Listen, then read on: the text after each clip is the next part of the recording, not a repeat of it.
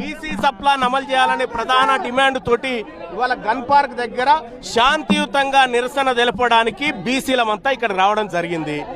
తెలంగాణ రాష్ట్ర ప్రభుత్వం తన ఎన్నికల మేనిఫెస్టో 2023 పేజ్ నెంబర్ 16లో ఇచ్చినటువంటి హామీని అమలు చేయాలని గుర్తు చేస్తా ఉన్నాం. అమలు చేయకపోతే రాష్ట్ర మంత్రులు అందరూ బీసీ మంత్రులు అందరూ రాజీనామా చేయాలి. వాళ్ళతో పాటు మేమందరం కూడా రాజీనామాలకు సిద్ధంగా ఉన్నాం.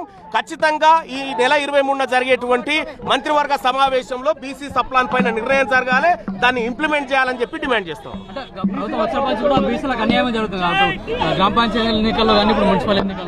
బాత్రూంల డబ్బులు తిన్నారు, బాత్రూంల డబ్బులు, బీసీల అమ్మాయిల శానిటరీ ప్యాడ్ల డబ్బులు తిన్నారు, బాత్రూంల డబ్బులు తిన్నారు. కాబట్టి ఖచ్చితంగా మా వర్గాల ప్రజల పక్షాన నిలబడతాం, మాకు రావాల్సిన హక్కుల కోసం పోరాడతాం.